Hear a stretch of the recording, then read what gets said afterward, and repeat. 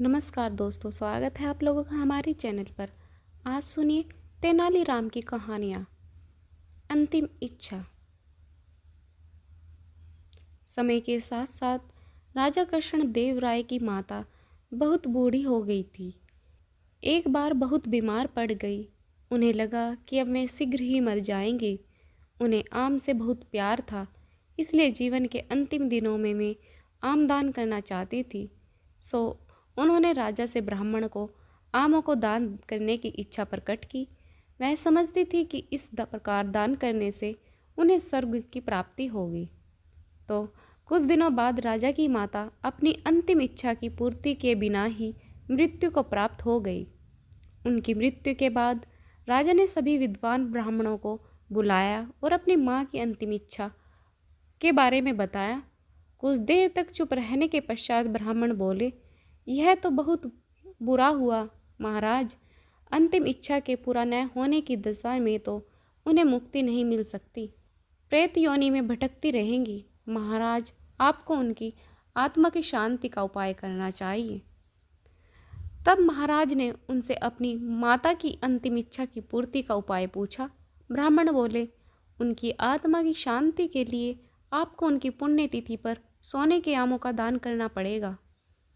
राजा ने माँ की पुण्यतिथि पर कुछ ब्राह्मणों को भोजन के लिए बुलाया और प्रत्येक को सोने से बने आम दान के दिए। तब तेनालीराम को यह पता चला तो वह तुरंत समझ गया कि ब्राह्मण लोग राजा की सरलता तथा भोलेपन का फायदा उठा रहे हैं। तो उसने उन ब्राह्मण को पाठ पढ़ाने की योजना बनाई। अगले दिन तेनालीराम ने ब्राह्मणों को निमंत्रण पत्र भेजा। उसमें लिखा था कि तेनालीराम भी अपनी माता की पुण्यतिथि पर दान करना चाहता है, क्योंकि वह भी अपनी एक अधूरी इच्छा लेकर मर गई थी। जब से उसे पता चला कि उसकी माँ की अंतिम इच्छा पूरी न होने के कारण प्रेत योनि में भटक रही होगी, वह बहुत ही दुखी है और चाहता है कि जल्दी से उसकी माँ की आत्मा को शांति मिले। ब्राह्मण ने सोचा कि तेनालीराम के घर से भी बहुत अधिक धन मिलेगा, क्योंकि वह शाही विदूषक है। सभी ब्राह्मण निश्चित दिन तेनालीराम के घर पहुँचे। ब्राह्मण को स्वादिष्ट भोजन परोसा गया। भोजन करने के पश्चात सभी दान मिलने की प्रतीक्षा करने लगे। तभी उन्होंने देखा कि तेनालीराम लोहे के सलाखों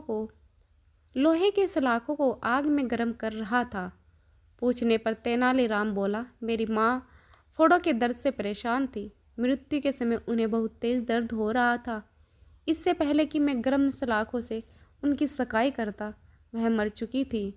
अब उनकी आत्मा की शांति के लिए मुझे आपके साथ वैसा ही करना पड़ेगा जैसे कि अंतिम इच्छा थी। वह सुनकर ब्राह्मण बौखला गए। वे वहाँ से तुरंत चले जाना चाहते थे। वे गुस्से में तेनालीराम से बोले कि हमें गर्म सलाखों से दागने पर तुम्हारी माँ की आत्मा को शांति नहीं मिलेगी। नहीं महाशय, मैं झूठ नहीं बोल रहा। यदि सोने के आम देने से महाराज माँ की आत्मा को शांति मिल सकती है, तो मैं अपनी माँ की अंतिम इच्छा क्यों नहीं पूरी कर सकता। यह सुनते ही सभी ब्राह्मण समझ गए कि तेनालीराम क्या कहना चाहता है। वह बोले, तेनालीराम, हमें क्षमा करो, हमें सोने के आम तुम्हें दे देंगे, बस तुम हमें जाने दो। तेनालीराम ने सोने के आम लेकर ब्राह्मण को जाने दिया, परंतु एक लालची ब्राह्मण ने सारी बात राजा को बता दी। यह सुनकर राजा क्रोधित हो गए। उन्होंने तेनालीराम को बुलाया। वे बोले, राम तेनाली, यदि तुम्हें सोने के आम चाहिए थे तो मुझे मांग लेते। तुम इतने लालची कैसे हो गए कि तुमने ब्राह्मण से सोने के आम मांग लिए। महाराज, मैं लालची नहीं हूँ, अपितु मैं तो उनकी लालच की प्रवृत्ति को रोक रहा था। यदि मैं आपकी माँ की पुण्यतिथि पर सोने के आम ग्रहण कर सकते हैं, तो मेरी माँ की पुण्यतिथि पर लोहे की गर्म सलाखें क्यों नहीं झेल सकते। राजा तेनालीराम की बातों का अर्थ समझ गए थे। उन्होंने ब्राह्मणों को बुलवाया और उन्हें भविष्य में लालच त्यागने को कहा। अगली कहानी, अपमान का बदला। तेनालीराम ने सुना था कि राजा कृष्णदेव राय बुद्धिमानों व गुणवानों का बड़ा आदर करते हैं। उसने सोचा, क्यों न उनके यहाँ जाकर भाग्य आजमाया जाए। लेकिन बिना किसी सिफारिश के राजा के पास जाना टेढ़ी खीर थी। वह किसी ऐसे अवसर की ताक में रहने लगा जब उसकी भेंट किसी महत्वपूर्ण व्यक्ति से हो। इसी बीच तेनालीराम का विवाह दूर के नाते की एक लड़की मगममा से हो गया। 1 वर्ष बाद उसके घर बेटा हुआ। इन्हीं दिनों राजा कृष्णदेव राय का राजगुरु मंगलगिरी नामक स्थान गया। वहाँ जाकर रामलिंग ने उसकी बड़ी सेवा की और अपनी समस्या कह सुनाई। राजगुरु बहुत चालाक था। उसने रामलिंग से खूब सेवा करवाई और लंबे चौड़े वादे करता रहा। रामलिंग अर्थात तेनालीराम ने उसकी बातों पर विश्वास कर लिया और राजगुरु को प्रसन्न रखने लगा। प्रसन्न रखने के लिए दिन रात एक कर दिया। राजगुरु ऊपर से तो चिकनी चुपड़ी बातें करता रहा, लेकिन मन ही मन तेनालीराम को जलने लगा। उसने सोचा कि इतना बुद्धिमान और विद्वान व्यक्ति राजा के दरबार में आ गया तो उसकी अपनी कीमत गिर जाएगी। पर जाते समय उसने वादा किया, जब भी मुझे लगा कि अवसर उचित है, मैं राजा से तुम्हारा परिचय करवाने के लिए तुम्हें बुलवा लूँगा। तेनालीराम राजगुरु के बुलवावे की उत्सुकता से प्रतीक्षा करने लगा, लेकिन बुलावा नहीं आया, न ही आएगा। लोग उससे हंसकर पूछते, क्यों भाई रामलिंग जाने के लिए सामान बांध लिया ना? कोई कहता, मैंने सुना है कि तुम्हें विजयनगर जाने के लिए राजा ने विशेष दूत भेजा है। तेनालीराम उत्तर देता, समय आने पर सब कुछ होगा, लेकिन मन ही मन उसका विश्वास राजगुरु से उठ गया। तेनालीराम ने बहुत दिन तक इस आशा में प्रतीक्षा की कि राजगुरु से विजयनगर बुलवा लेगा। अंत में निराश होकर उसने फैसला किया कि वह स्वयं ही विजयनगर जाएगा। उसने अपना घर और घर का सारा सामान बेचकर यात्रा का खर्च जुटाया और माँ, पत्नी तथा बच्चे को लेकर विजयनगर के लिए रवाना हो गया। यात्रा में जहाँ कोई रुकावट आती, तेनालीराम राजगुरु का नाम ले देता और कहा, मैं उनका शिष्य हूँ। उसने माँ से कहा, देखा, जहाँ राजगुरु का नाम लिया मुश्किल हल हो गया। व्यक्ति स्वयं जाए, चाहे जैसा भी हो, उसका नाम ऊंचा हो तो सारी बाधाएं अपने आप दूर होने लगती हैं। मुझे भी अपना नाम बदलना ही पड़ेगा। राजा कृष्णदेव राय के प्रति सम्मान जताने के लिए मुझे भी अपने नाम में उनके नाम का कृष्ण शब्द जोड़ लेना चाहिए। आज से मेरा नाम रामलिंग की जगह रामकृष्ण हुआ। बेटा, मेरे लिए तो दोनों नाम बराबर है। मैं तो अब भी तुझे राम पुकारती हूँ, आगे भी यही पुकारूंगी, माँ बोली। कोड़वीड़ नामक स्थान पर तेनालीराम की भेंट वहाँ के राज्य प्रमुख से हुई, जो विजयनगर के प्रधानमंत्री का संबंधी था। उसने बताया कि महाराज बहुत गुणवान, विद्वान और उदार है, लेकिन उन्हें कभी कभी जब क्रोध आता है तो देखते ही सर धड़ से अलग कर देते हैं। जब तक मनुष्य खतरा मोल न ले, वह सफल नहीं हो सकता। मैं अपना सिर बचा सकता हूँ। तेनालीराम के स्वर में आत्मविश्वास था।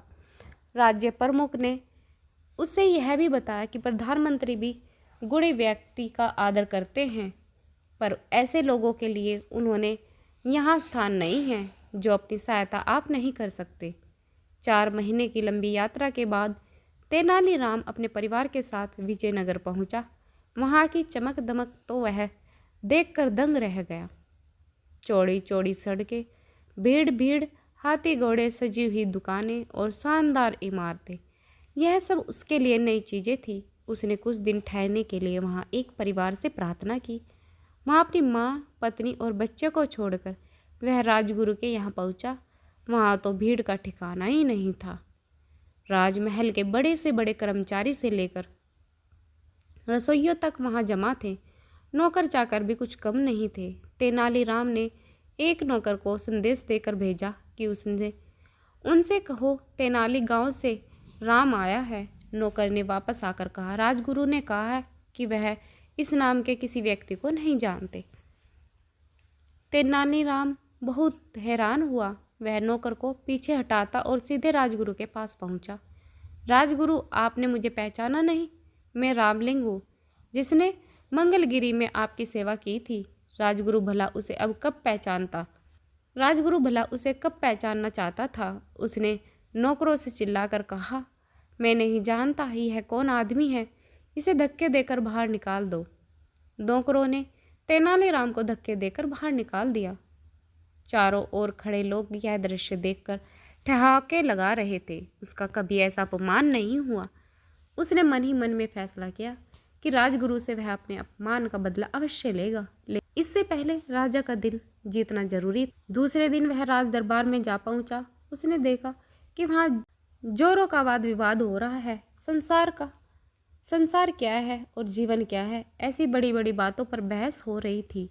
एक पंडित ने अपने विचार प्रकट करते हुए कहा, यह संसार एक धोखा है। हम जो देखते सुनते हैं, महसूस करते हैं, चखते या सूंघते हैं, केवल हमारे विचार है। असल में यह सब कुछ नहीं है, लेकिन हम सोचते हैं कि होता है। क्या सचमुच ऐसा है? तेनालीराम ने कहा, यही बात हमारे शास्त्रों में भी कही गई है। पंडित जी ने थोड़ी ऐंठ दिखाते हुए हैरान होकर पूछा, और सब लोग चुप बैठे। शास्त्रों ने जो कहा है वह झूठ कैसे हो सकता है? लेकिन तेनालीराम शास्त्रों से अधिक अपनी बुद्धि पर विश्वास करता था। उसने वहाँ बैठे सभी लोगों से कहा, यदि ऐसी बातें हैं तो हम क्यों न पंडित जी के इस विचार की सच्चाई जांच ले। हमारे उदार महाराज जी की ओर से आज दावत दी जा रही है, उसे हम जी भरकर खाएंगे। पंडित जी से प्रार्थना है कि वह बैठे रहे और सोचे कि वह भी खा रहे हैं। तेनालीराम की बात पर जोर का ठहाका लगा। पंडित जी की सूरत देखते ही बनती थी कि महाराज तेनालीराम पर इतने प्रसन्न हुए कि उसे स्वर्ण मुद्राओं की एक थाली भेंट की और उसी समय तेनालीराम को राजविदूषक बना दिया। सब लोगों ने तालियां बजाकर महाराज की इस घोषणा का स्वागत किया। उनमें राजगुरु भी था। तेनालीराम की तीसरी कहानी है अपराधी। एक दिन राजा कृष्णदेव राय वे उनके दरबार में बैठे थे। तेनालीराम भी वहीं थे। अचानक एक चरवाहा वहाँ आया और बोला, महाराज मेरी सहायता कीजिए, मेरे साथ न्याय कीजिए। बताओ तुम्हारे साथ क्या हुआ है? राजा ने पूछा। महाराज, मेरे पड़ोस में एक कंजूस आदमी रहता है। उसका घर बहुत पुराना हो गया, परंतु वह उसकी मरम्मत नहीं कर पाता। कल उसके घर की एक दीवार गिर गई और मेरी बकरी उसके नीचे दबकर मर गई। कृपया मेरे पड़ोसी से मेरी बकरी का हर्जाना दिलवाने में मेरी सहायता कीजिए। महाराज के कुछ कहने के पहले ही तेनालीराम अपने स्थान से उठा और बोला, महाराज मेरे विचार से दीवार टूटने के लिए केवल इसके पड़ोसी को दोषी नहीं ठहराया जा सकता। तो फिर तुम्हारे विचार में दोषी कौन है? राजा ने पूछा। महाराज, यदि आप मुझे भी अभी थोड़ा समय दें तो मैं इस बात की गहराई तक जाकर असली अपराधी को आपके सामने प्रस्तुत कर दूंगा, तेनालीराम ने कहा। राजा ने तेनालीराम के अनुरोध को मानकर उसे समय प्रदान कर दिया। तेनालीराम ने चरवाहे के पड़ोसी को बुलाया और उस बकरी का हर्जाना देने के लिए कहा। पड़ोसी बोला, महोदय, इसके लिए मैं दोषी नहीं हूँ। यह दीवार तो मैंने मिस्त्री से बनवाई थी। असली अपराधी तो वह मिस्त्री है जिसने वह दीवार बनाई है। उसने इस मजबूती से नहीं बनाए, वह गिर गई। तेनालीराम ने मिस्त्री को बुलाया और मिस्त्री ने भी अपने दोषी मानने से इनकार कर दिया और बोला, अन्नदाता, मुझे व्यर्थ ही दोषी करार दिया जा रहा है, जबकि मेरा इससे कोई दोष ही नहीं है। असली दोष तो उन मजदूरों का है जिन्होंने गारे में अधिक पानी मिलाकर मिश्रण को खराब कर दिया, जिससे ईंट अच्छी तरह से चिपक नहीं सकी और दीवार गिर गई। आपको हर्जाने के लिए उन्हें बुलाना चाहिए। राजा ने मजदूरों को बुलाने के लिए अपने सैनिकों को भेजा। राजा के सामने आते ही मजदूर बोले, महाराज, इसके लिए हमें दोषी तो वह पानी वाला व्यक्ति है जिसने गारे चूने में अधिक पानी मिलाया। अब की बार गारे में पानी मिलाने वाले व्यक्ति को बुलाया। अपराध सुनते ही वह बोला, इसमें मेरा क्या दोष है? महाराज, वह बर्तन जिसमें पानी हुआ था वह बहुत बड़ा था, जिस कारण उसमें आवश्यकता से अधिक पानी भर गया। पानी मिलाते वक्त मिश्रण में पानी की मात्रा अधिक हो गई। मेरे विचार में आपको उस व्यक्ति को पकड़ना चाहिए जिसने पानी भरने के लिए मुझे इतना बड़ा बर्तन दिया। तेनालीराम के पूछने पर कि वह बड़ा बर्तन उसे कहाँ से मिला, उसने बताया कि पानी वाला बड़ा बर्तन उसे चरवाहे ने दिया था, जिसमें आवश्यकता से अधिक पानी भर गया था। तब तेनालीराम ने चरवाहे से कहा, देखो, यह सब कुछ तुम्हारा ही दोष है। तुम्हारी एक गलती से तुम्हारी ही बकरी की जान ले ली। चरवाहा लज्जित होकर दरबार से चला गया, परंतु सभी लोग तेनालीराम के बुद्धिमत्तापूर्ण न्याय की पूरी प्रशंसा कर रहे थे और तालियों से उसका स्वागत कर रहे थे। दोस्तों, आप लोगों को हमारी ये कहानियाँ पसंद आए तो लाइक, शेयर और कमेंट ज़रूर करें। चैनल पर नए हैं तो चैनल को सब्सक्राइब करना न भूलें, साथ में बेल आइकन जरूर दबाएं, जिससे कि आप लोगों को हमारी आने वाली कहानियों का नोटिफिकेशन जल्द से जल्द मिल सके। प्यारे दोस्तों, कहानी सुनने के लिए आप लोगों का बहुत बहुत धन्यवाद। मिलते हैं नई वीडियो के साथ। तब तक के लिए आप खुश रहिए, स्वस्थ रहिए, अपना ध्यान रखिए, मस्त रहिए।